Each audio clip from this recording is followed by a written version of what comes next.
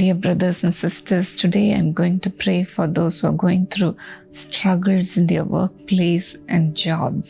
ಪ್ರಿಯ ಸಹೋದರ ಸಹೋದರಿಯರೇ, ನಾನು ಈ ದಿನ ಕೆಲಸದ ಸ್ಥಳದಲ್ಲಿ ಉದ್ಯೋಗದಲ್ಲಿ ಹೋರಾಟ ಕಷ್ಟಗಳನ್ನು ಅನುಭವಿಸುತ್ತಿರುವವರಿಗಾಗಿ ಪ್ರಾರ್ಥಿಸಲಿದ್ದೇನೆ. You may be sitting and working with your fellow workers, putting a smile on your face. ನೀವು ನಿಮ್ಮ ಜೊತೆ ಕೆಲಸಗಾರರೊಂದಿಗೆ ನಗುಮುಖವನ್ನು ಧರಿಸಿಕೊಂಡು ಅವರ ಜೊತೆ ಕೆಲಸ ಮಾಡುತ್ತಿರಬಹುದು. You may be in a position that you could not even tell your struggles to your co-workers. ನಿಮ್ಮ ಜೊತೆ ಕೆಲಸ ಮಾಡುತ್ತಿರುವವರೊಂದಿಗೆ ನೀವು ಎದುರಿಸುತ್ತಿರುವ ಹೋರಾಟವನ್ನು ಹೇಳಿಕೊಳ್ಳಲಾಗದೇ ಇರಬಹುದು. There may be pressure and misunderstandings. ಅನೇಕ ಒತ್ತಡಗಳು, ಮನಸ್ತಾಪಗಳು ನಿಮ್ಮ ಕೆಲಸದ ಸ್ಥಳದಲ್ಲಿರಬಹುದು. Today I'm going to pray for you, dear friend. ನಾನು ಈ ದಿನ ನಿಮಗಾಗಿ ಪ್ರಾರ್ಥಿಸಲಿದ್ದೇನೆ ನನ್ನ ಪ್ರಿಯ ಸ್ನೇಹಿತರೆ. In John chapter 3, ಯೋಹಾನ 3ನೇ ಅಧ್ಯಾಯದಲ್ಲಿ when Jesus was going to a Judean country, ಯೇಸು ಯೆಹೂದ್ಯರ ದೇಶದ ಕಡೆಗೆ ಹೋಗುತ್ತಿದ್ದನು. along with his disciples he began to baptize. ತನ್ನ ಶಿಷ್ಯರ ಜೊತೆ ಕೂಡಿ ಆತನು ದೀಕ್ಷಾಸ್ನಾನ ಕೊಡಲು ಪ್ರಾರಂಭಿಸಿದನು. On the other side of the river, John the Baptist was also baptizing. ನದಿಯ ಇನ್ನೊಂದು ದಡದಲ್ಲಿ ಸ್ನಾನಿಕನಾದ ಯೋಹಾನನು ಸಹ ದೀಕ್ಷಾಸ್ನಾನ ಮಾಡಿಸುತ್ತಿದ್ದನು.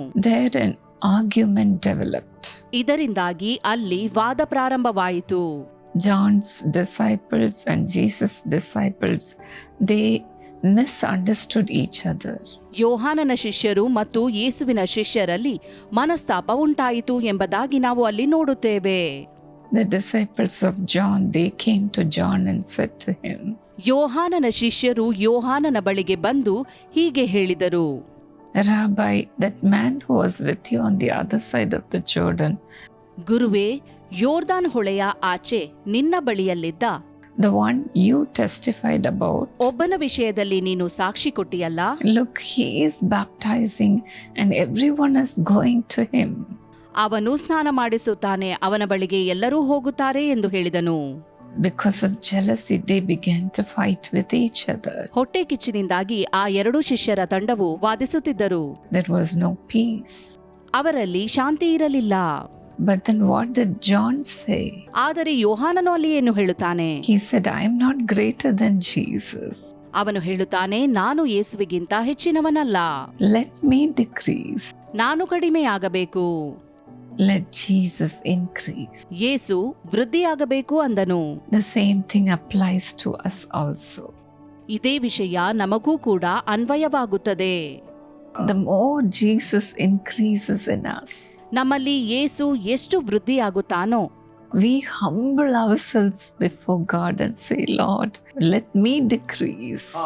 ನಾವು ನಮ್ಮನ್ನು ಇನ್ನೂ ಹೆಚ್ಚಾಗಿ ತಗ್ಗಿಸಿಕೊಂಡವರಾಗಿ ದೇವರಲ್ಲಿ ಹೇಳುತ್ತೇವೆ, ನಾನು ಕಡಿಮೆಯಾಗಬೇಕು, Let myself decrease. ನಾನೇ ಕಡಿಮೆಯಾಗಬೇಕು. Let those who fight against me, let them fight. ನನ್ನ ವಿರುದ್ಧವಾಗಿ ಹೋರಾಡುವವರು ಹೋರಾಡಲಿ, But the victory comes from the Lord. ಆದರೆ ನನಗೆ ಜಯವು ಯೆಹೋವನಿಂದಲೇ ಬರುವುದು. Give yourself to Jesus, dear friends. ಪ್ರಿಯ ಸ್ನೇಹಿತರೆ, ನಿಮ್ಮನ್ನು ಯೇಸುವಿಗೆ ಒಪ್ಪಿಸಿಕೊಡಿರಿ. Submit yourself to God. ದೇವರಿಗೆ ನಿಮ್ಮನ್ನು ಒಪ್ಪಿಸಿಕೊಡಿರಿ. The Bible says those who humble themselves will be exalted. ಸತ್ಯವೇದವು ಹೇಳುತ್ತದೆ, ಯಾರು ತಮ್ಮನ್ನು ತಗ್ಗಿಸಿಕೊಳ್ಳುತ್ತಾರೋ ಅವರು ಹೆಚ್ಚಿಸಲ್ಪಡುವರು. Humble yourself under the mighty hand of God. ದೇವರ ಬಲವುಳ್ಳ ಹಸ್ತದ ಕೆಳಗೆ ನಿಮ್ಮನ್ನು ನೀವು ತಗ್ಗಿಸಿಕೊಳ್ಳಿರಿ ಪ್ರಿಯರೇ. And he will lift you at the due time. ಆಗ ಸರಿಯಾದ ಸಮಯದಲ್ಲಿ ಆತನು ನಿಮ್ಮನ್ನು ಮೇಲಕ್ಕೆತ್ತುವನು. This is your waiting time. ಇದು ನೀವು ಕಾಯಬೇಕಾದ ಸಮಯ. Put yourself in God's hand. ನಿಮ್ಮನ್ನು ದೇವರ ಹಸ್ತಕ್ಕೆ ಒಪ್ಪಿಸಿರಿ. His hand is a mighty hand. ಆತನ ಹಸ್ತವು ಬಲವುಳ್ಳ ಹಸ್ತವಾಗಿದೆ. Who can fight your battles ಅದು ನಿಮ್ಮ ಹೋರಾಟವನ್ನು ಹೋರಾಡಬಲ್ಲ ಹಸ್ತ. as well as lift you up in your job. ನಿಮ್ಮ ಉದ್ಯೋಗದಲ್ಲಿ ನಿಮ್ಮನ್ನು ಮೇಲಕ್ಕೆತ್ತುವ ಹಸ್ತ. Lift you up in your workplace. ನಿಮ್ಮ ಕೆಲಸದ ಸ್ಥಳದಲ್ಲಿ ಮೇಲಕ್ಕೆತ್ತುವುದು. Lift you up in the ministry. ನಿಮ್ಮ ಸೇವೆಯಲ್ಲಿ ನಿಮ್ಮನ್ನು ಮೇಲಕ್ಕೆತ್ತುವುದು. Lift you up in your own family. ನಿಮ್ಮ ಕುಟುಂಬದಲ್ಲಿಯೇ ನಿಮ್ಮನ್ನು ಮೇಲಕ್ಕೆತ್ತುವುದು. Do not be discouraged. ಆದ್ದರಿಂದ ಧೈರ್ಯಗೆಡದಿರಿ, Be of good cheer. ಧೈರ್ಯವಾಗಿರಿ. Jesus has overcome the world. ಯೇಸು ಈ ಲೋಕವನ್ನು ಜಯಿಸಿದ್ದಾನೆ. The overcomer is in you, dear friend. ಜಯಿಸಿದಾತನು ನಿಮ್ಮೊಳಗೆ ಇದ್ದಾನೆ ಸ್ನೇಹಿತರೆ.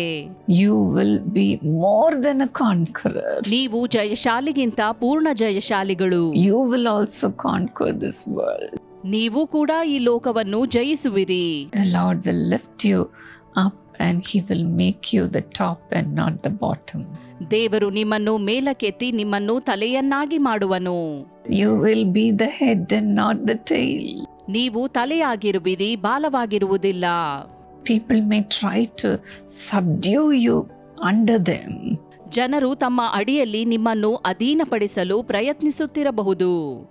They may walk over your head. ನಿಮ್ಮ ತಲೆಯ ಮೇಲೆ ನಡೆದಾಡಬಹುದು. But then the Lord will bring you to a broader, spacious place. ಆದರೆ ದೇವರು ನಿಮ್ಮನ್ನು ವಿಶಾಲವಾದ ಸ್ಥಳಕ್ಕೆ ನಡೆಸುವನು. You may walk through fire and water. ಅಗ್ನಿಯ ಮೇಲೆ, ನೀರಿನ ಮೇಲೆ ನೀವು ನಡೆಯಬೇಕಾಗಿರಬಹುದು. But God will be with you even when you walk through the fire and water. ಆದರೂ ನೀವು ಬೆಂಕಿಯ ಮೇಲೆ, ನೀರಿನ ಮೇಲೆ ನಡೆಯುವಾಗಲೂ ದೇವರು ನಿಮ್ಮೊಂದಿಗಿರುವನು. He will be with you in trouble. ತೊಂದರೆಯ ಸಮಯದಲ್ಲಿಯೂ ದೇವರು ನಿಮ್ಮೊಂದಿಗಿರುವನು. You will experience that. ಇದನ್ನು ನೀವು ಅನುಭವಿಸುವಿರಿ ಸ್ನೇಹಿತರೆ. Then the Lord will bring you to a spacious place. ನಂತರ ದೇವರು ನಿಮ್ಮನ್ನು ವಿಶಾಲವಾದ ಸ್ಥಳಕ್ಕೆ ನಡೆಸುವನು. May the Lord turn all your pain into joy. ದೇವರು ನಿಮ್ಮ ಎಲ್ಲಾ ನೋವನ್ನು ತೊಲಗಿಸಿ ಆನಂದದ ಪಾಲಿಸಲಿ. Let there be no pain in your life. ನಿಮ್ಮ ಜೀವಿತದಲ್ಲಿ ನೋವು ಇಲ್ಲದಿರಲಿ. I wish all your struggles disappear today. ನಿಮ್ಮ ಜೀವಿತದಲ್ಲಿರುವ ಎಲ್ಲಾ ಹೋರಾಟಗಳು ನಿರ್ಮೂಲವಾಗಲಿ ಎಂದು ಬೇಡುತ್ತೇನೆ. All your pressures leave you today. ನಿಮ್ಮ ಎಲ್ಲಾ ಒತ್ತಡಗಳು ನಿಮ್ಮಿಂದ ಹೊರಟು ಹೋಗಲಿ ಎಂದು ಬೇಡುತ್ತೇನೆ. People may dump all the work on you. ಜನರು ನಿಮ್ಮ ಮೇಲೆ ಎಷ್ಟೇ ಕೆಲಸವನ್ನು ಹೇರಬಹುದು. But then God will give you the strength to overcome. ಆದರೆ ಅವೆಲ್ಲವನ್ನು ಜಯಿಸಲು ದೇವರೇ ನಿಮಗೆ ಸಾಮರ್ಥ್ಯವನ್ನು ದಯಪಾಲಿಸುವನು. Shall we pray now? ನಾವೀಗ ಪ್ರಾರ್ಥಿಸುವವರಾಗಿರುವ Father, Lord, I pray for all those who are going through pressure in their workplace. ತಂದೆಯೇ, ಕರ್ತನೆ, ತಮ್ಮ ಕೆಲಸದ ಸ್ಥಳದಲ್ಲಿ ಹೆಚ್ಚಾದ ಒತ್ತಡವನ್ನು ಅನುಭವಿಸುತ್ತಿರುವವರಿಗಾಗಿ ಬೇಡುತ್ತೇನೆ. Bring them out of it, Lord. ಅದರಿಂದ ಅವರನ್ನು ಹೊರಗೆ ತಾ ದೇವರೇ.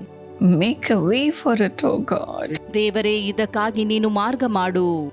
Bring them out of it, Lord. ಅದರಿಂದ ಹೊರಬರುವುದಕ್ಕಾಗಿ ಮಾರ್ಗ ಮಾಡು. Make a way of escape, O God. ತಪ್ಪಿಸಿಕೊಳ್ಳುವ ಮಾರ್ಗವನ್ನು ನೀನೇ ಸಿದ್ಧಪಡಿಸು. Deliver them, Lord. ಬಿಡುಗಡೆ ಮಾಡು ದೇವರೇ. From all the pressure, ಎಲ್ಲಾ ಒತ್ತಡಗಳಿಂದ, all the pain, ಎಲ್ಲಾ ನೋವಿನಿಂದ, because of the pressures that the people are giving them. ಜನರು ಕೊಡುತ್ತಿರುವ ಒತ್ತಡಗಳಿಂದಾಗಿ Touch them and heal them, O God. ಅವರನ್ನು ಮುಟ್ಟಿ ಗುಣಪಡಿಸು ದೇವರೇ. Let their bodies be healed in Jesus' name. ಅವರ ದೇಹವು ಯೇಸುವಿನ ನಾಮದಲ್ಲಿ ಗುಣವಾಗಲಿ. Let them not take it on them, O God. ದೇವರೇ, ಅವರು ಅದನ್ನು ತಮ್ಮ ಮೇಲೆ ತೆಗೆದುಕೊಳ್ಳದಿರಲಿ. Touch them and heal them, Master. ಅವರನ್ನು ಮುಟ್ಟಿ ಗುಣಪಡಿಸು ಒಡೆಯನೇ. Thank you for delivering your people. ನಿನ್ನ ಜನರನ್ನು ಬಿಡುಗಡೆ ಮಾಡಿದ್ದಕ್ಕಾಗಿ ನಿನಗೆ ಸ್ತೋತ್ರ. Lord, you know what they are going through. ಅವರು ಹಾದು ಹೋಗುತ್ತಿರುವುದು ನಿನಗೆ ತಿಳಿದಿದೆ. Take away all the misunderstandings, ಎಲ್ಲಾ ಮನಸ್ತಾಪಗಳನ್ನು ನೀನು ತೆಗೆದುಹಾಕು. all the fights. ಎಲ್ಲಾ ಹೋರಾಟಗಳನ್ನು. Let the spirit of jealousy leave them in Jesus' name. ಹೊಟ್ಟೆ ಕಿಚ್ಚಿನ ಆತ್ಮವು ಅವರನ್ನು ಬಿಟ್ಟು ಹೋಗಲಿ ಎಂದು ಬೇಡುತ್ತೇನೆ. Lord, bless them, O God. ದೇವರೇ, ಅವರನ್ನು ಆಶೀರ್ವದಿಸು. Some might have newly married. ಇಲ್ಲಿ ಅನೇಕರು ಹೊಸದಾಗಿ ಮದುವೆಯಾಗಿರಬಹುದು. Because of that, the spirit of jealousy might have come upon them. ಇದರಿಂದಾಗಿ ಹೊಟ್ಟೆ ಕಿಚ್ಚಿನ ಆತ್ಮವು ಅವರ ಮೇಲೆ ಬಂದಿರಬಹುದು. Lord, I rebuke every spirit of jealousy in Jesus' name. ಈ ಹೊಟ್ಟೆ ಕಿಚ್ಚಿನ ಆತ್ಮವನ್ನು ಯೇಸುವಿನ ನಾಮದಲ್ಲಿ ನಾನು ಖಂಡಿಸುತ್ತೇನೆ. The same may be in their workplace also. ಕೆಲಸದ ಸ್ಥಳದಲ್ಲಿ ಕೂಡ ಹೀಗೆ ಆಗಿರಬಹುದು. In their family, Lord. ಅಥವಾ ಅವರ ಕುಟುಂಬದಲ್ಲಿ. Let it not touch them, oh God. ಅದು ಅವರನ್ನು ಮುಟ್ಟದಿರಲಿ ಎಂದು ಬೇಡುತ್ತೇನೆ.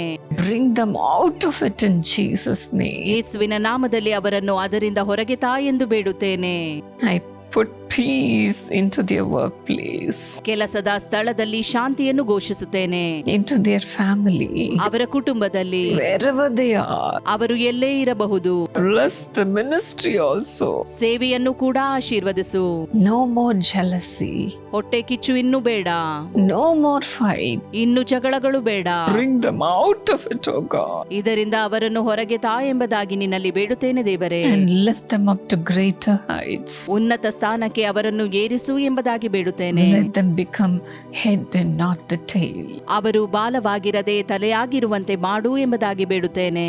In Jesus' name. ಯೇಸುವಿನ ನಾಮದಲ್ಲಿ amen. May the Lord honor you and bring you to a spacious place.